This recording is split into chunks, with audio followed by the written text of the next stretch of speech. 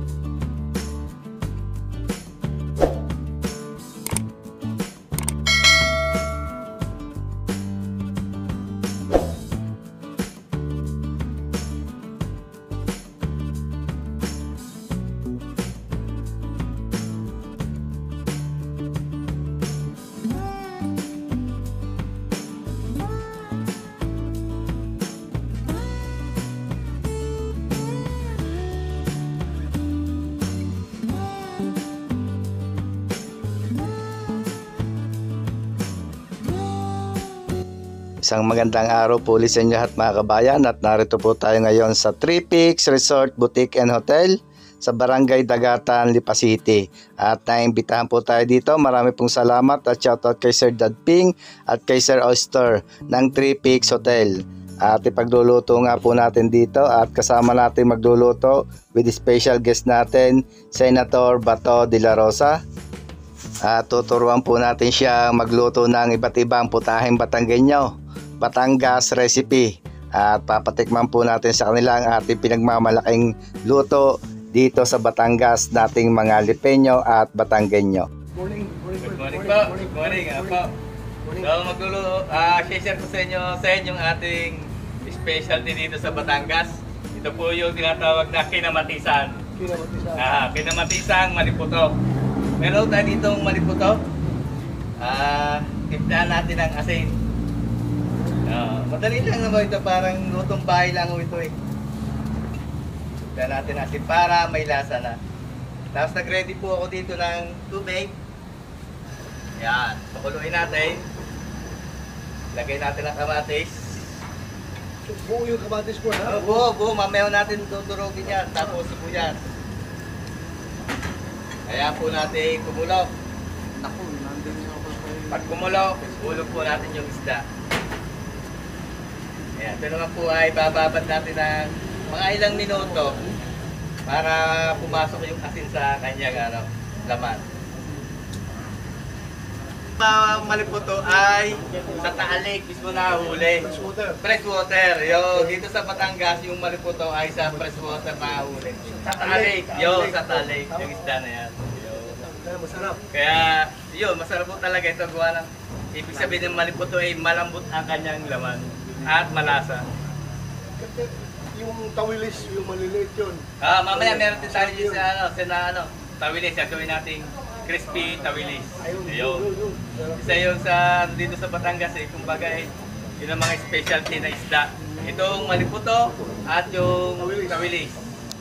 Tapos magsasayang din tayo ng tulingan. Siyempre hindi mawawala ang sinayang na tulingan. Ilan taon ka na nagluluto ko? Mga nasa nag-umpisa po ako ay mga 15 years ito po. Nagsimula po ako sa mababa, kumbaga taga-hugan, taga-gayat. Tapos naging assistant. Hanggang sa dito. Step by step ka. Kumbaga. Pwede na po natin ito. Hulog. Hulog natin yung ating isda.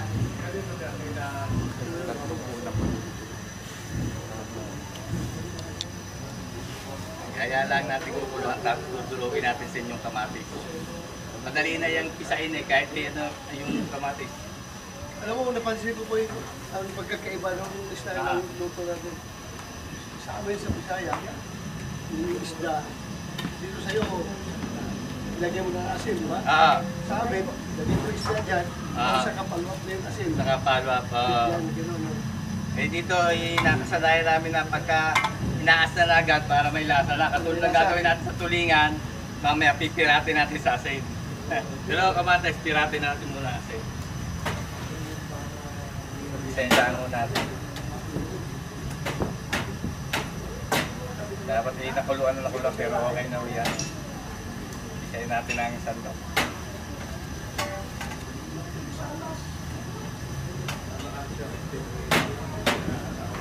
Para lasang-lasa yung kanyang katas. Katas ng kalamansi. At ibalik po natin dito sa ating isda. Yan ang tinatawag namin kinamatisan.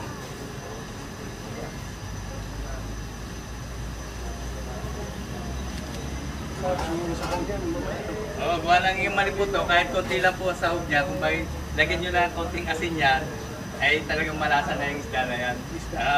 At yung special na luto, lagyan nyo lang asin, sabon nyo, yun, okay na malasa nyo. Kasi pag sinabawan, tinula. Tinula.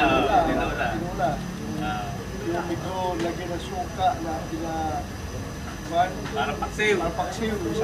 Inununan. Inununan. Inununan ang tawag doon sa Ang paasi may mga pagwan. Gano'n. Oo. Inununan. Dito paksiw. Dito inununan. Dito naman paksiw. Yung pagkaluto ko ba namaya na yung tulingan. Ano sa amin, inununan yun. Inununan. Parang paksiw nga. Pero dito sa Batangas tawag doon na sinaing. Sinaing. Sasayang natin sa pinatuyong kamyas. Ay ba yun, di ba? Special.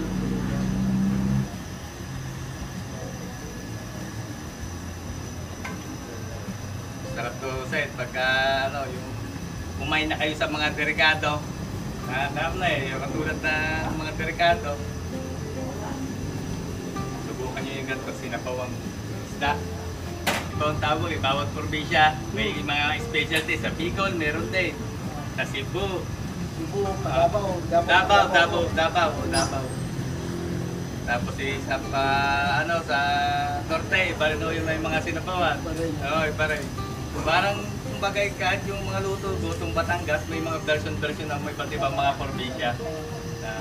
Yung salitang Batangin nyo lang, medyo malakas sa buses, ano? Para laging galit na yan, no? Hindi naman. Masarap nga, masarap pakinggan. Sarap pakinggan pagka yung lalo na yung punto na. Lalo na pagka yung magugulang ng Batangin niya. Kaya hindi na maintindihan. Ang importante, maubusan ng yaman. Maubos na yaman. Huwag lang ang yabang. Malapit sinatwa lang. Bago tayo maglagay ng asin, titikin muna natin na pwede pa tayo maglagay. Baka mamaya lagi tayo nilagay. Baka tumubura, hindi ba kayo para rin bagoong. O patay. Tapos ilagay po natin ating kalamansi. Lang po ang ating papagpaasim sa ating kinamatisan. At pwede na natin ilagay ang ating siling panigang o siling verde. Saglit na lang po natin yan po kuluan na. Titikman ulit natin kung saan tayo nagkulang. Baka di ba kulang, pwede punuan. Pag sobra, mahirap pong bawasan. Tapos saan ang uli natin lagay itong ating onion leeks. Dahon ng sibuyas. Dahon ng sibuyas.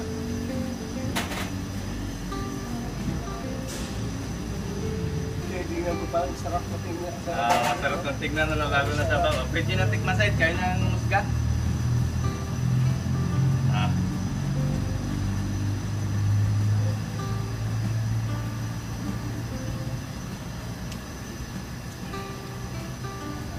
Masarap na pasado kay Senator. Pasado.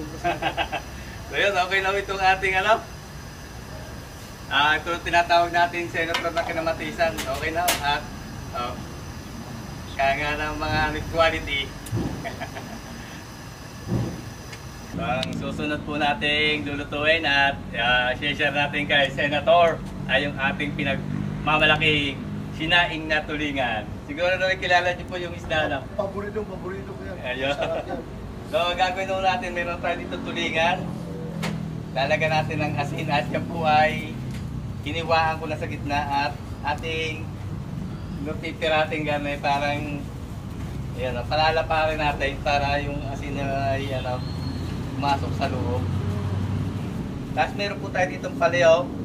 Maganda lang tayo dito ng, ito, ito pinato yung kamyas. Kamyas. Tapos bawang. Ayan.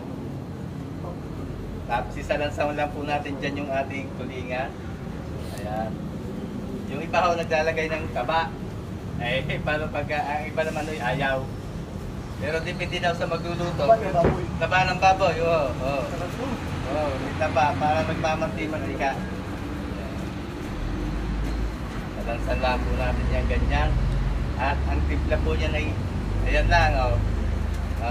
Pinato yung kamyas at yung ating bawang.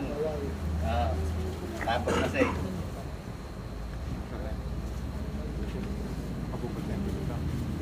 At ito ay nakakailang pagka sinaing ninyo, sinabukasan, pwede nyo iprito. Mas masarap din. Tapos, pagka hindi naubos, pwede nyo panggatan, lagyan ng talong. Nakakailang ito eh. Yung putahe, ha? Nakakailang sanib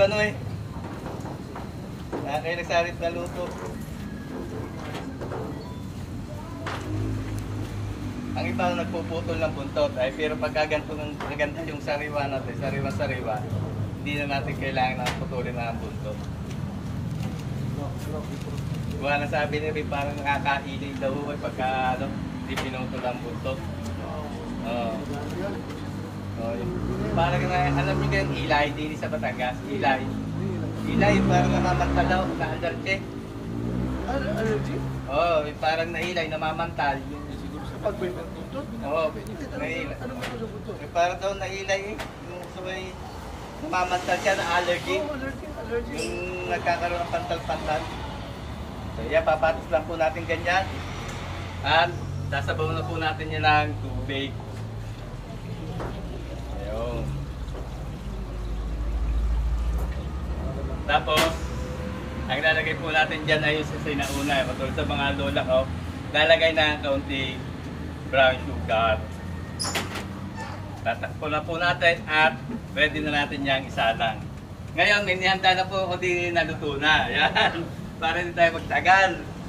Papakita ko na lang sa inyo yung itsura ng sinaing ng tulingan. Ayan, ganyan po mga kalabasan. Matagal ito ay na kahit 1 linggo o basta pagka hindi pa naubos, iprito nyo. Tapos gawin yung ginataan, lagyan yung talong. Kaya ginawa ko nung nadalhan mo ako ng isang ganyan. Isang container. Isang tray. Tray, lagay ko sa rep. Ang lagyan nyo sa rep. Tapos pag breakfast, kukuha na ko ng isa. Sa microwave nyo. Oh. Kasi habang tumatagal lalo sumasarap yan ay. Yung gusto ko ay parang nabubuo yung Kahit yung sabi mo nang prituhin. No. Hindi ko na piniprito. Hindi na pinarito. Original talaga. Yung original talaga. Yun. Habang tumatagal yan ay sumasarap. Yeah. Lalo na pagka yung sabi nga naman igang-iga na ang nagtututong na ang palyaw. Ito ay sasalang natin sa mga 6 na oras. 5. 6 na oras? 5. Ayang-ayang apoy para malambot ang tinik. Anong apoy gawin mo? Ito, okay na ito. Yung mahinang-mahina lang ang apoy. Basta payang-ayang kung tawagin o din sa Batangas payang-ayang basta mahina ang kanyang apoy. Para 5 to 6 hours para malambot yung kanyang tinik. Pati yung tinig niya, pwede yung kain lahat, wala akong tapon. Lulutuin naman po natin yung aming tinatawag na morcon. Morcon? Ang morcon dito ay embutido sa Maynila. Pero may tinatawag din doon kasi beef morcon eh. Pero dito po yung tinatawag ng morcon, pork morcon. Embutido po yun sa Maynila. Dito natin mga gagamitin at timplahan muna natin. Meron po tayo ditong giniling. Doon ay pinagiling ko na at meron na siyang gulay. Patatas, carrots, bell pepper, sibuyas at bawang. Para hindi daw na mayroon ng pagkachap-chap. Tapos lagyan po natin ng toyo. Sweet pickles. At meron po tayo ditong grated cheese. Maraming keso, mas masarap. Banana ketchup.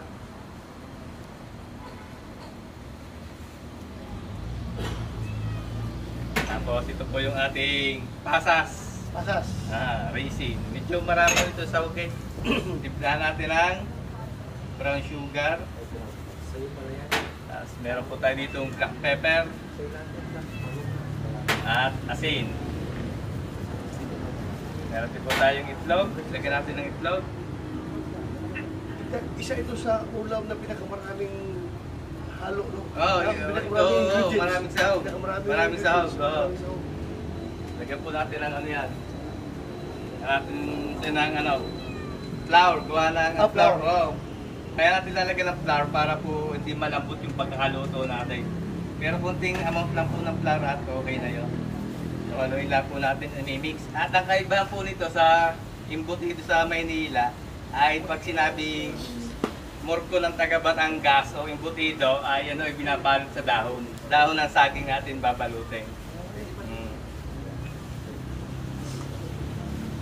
Halo-haloy lang po natin ganyan.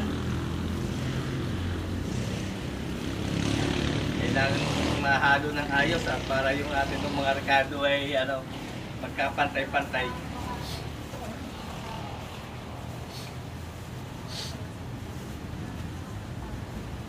Yan, ganun lang kasimple. Morcon.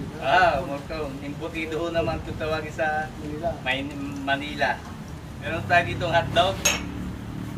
At siyempre ito tinatawag na ay parang ang abaka. Then, yun yung gagawin natin panali. So, nakal tayo ditong ating mixture. Lagyan natin ng margarine. Lagyan tayo ng star margarine sa dahon. Ito isang nagpapabango at saka para hindi ho siya didikit sa dahon. Hindi didikit sa dahon yung ating mixture.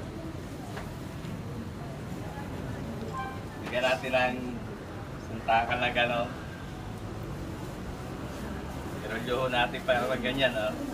Tapos, alam na natin ang hotdog. Yung iba, naglalagay pa ng bell pepper. Pero yung bell pepper, pinagiling ko na, sinama ko na para mas malasa. Ganun na, bibilutin natin ganyan. Tapos yan. Tapos yung nga po. Yun, thank you. Tatalian lang po natin din sa dulo. Ating panaling abaka.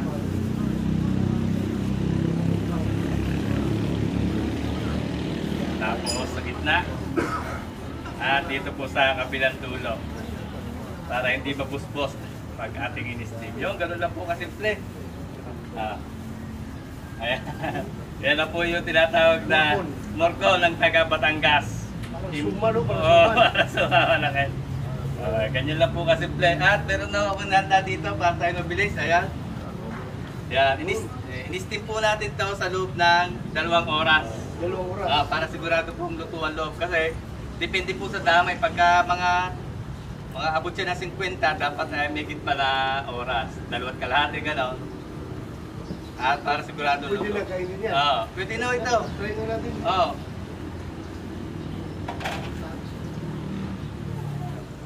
Isa natin ito isa para ma-testing niya ito.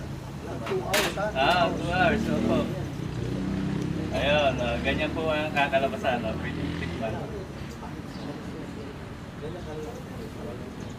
Morcon ng taga Batangas.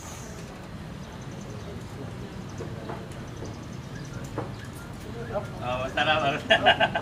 Yan naman isang pinagmamalaki ng mga Batanggenyo. Yung Pero, mas masarap nito kung ganun pa sa kuno. piprito. Kaya dami ketchup. Yung ketchup, lagyan mo Lagyan ketchup. Pwede rin yung palaman sa tinapay. So yun, ganun lang po kasi yung ating imbutido, Batangas style. Ito yan, pasado. Sobrang pasado. Kanina lang kulang. Mga kabay, papasalamat lang tayo sa ating Senator, Honorable Ronald Bato de la Rosa. Marami pong salamat sa inyo. At kami po ay napaandokan ninyo na makapunta rito sa kay Sir Ping. Shoutout din po sa inyo. Maraming salamat. Ako rin po ay malaking nagpapasalamat sa iyo dahil marami akong natutunan sa araw na ito. Paano magluto ng mga iba-ibang klase pagkain ng Batangas. Ayun. So, dami kong natutunan ngayon. At pag uwi ko sa Davao, gagamitin ko yung aking natutunan para maghanda ako ng ganyan. So marami po salamat. Isa pong karangalan kayo makasama ko at kayo ay idol na idol ka. Salamat po. Maraming salamat po. Thank you po ulit. Thank you po. Maraming po ulit salamat mga kabayan. Thank you.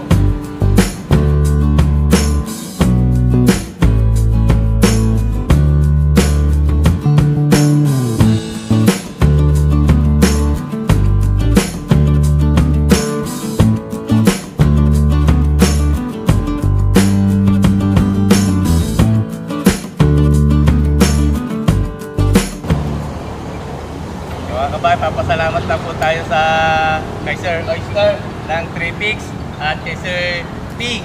Yeah, maraming salamat sir. At nakapita po tayo dito sa 3 Peaks. At ano sir ang ano nyo dito? Araw na bukas? Araw-araw naman bukas. Araw-araw sir. Tapos Monday to Sunday. Monday to Sunday. So hanapin nyo lang po si Sir Oyster. At kung gusto nyo mag-accommodate sa 3 Peaks. At marami po uling salamat kay Sir Ping. Salamat.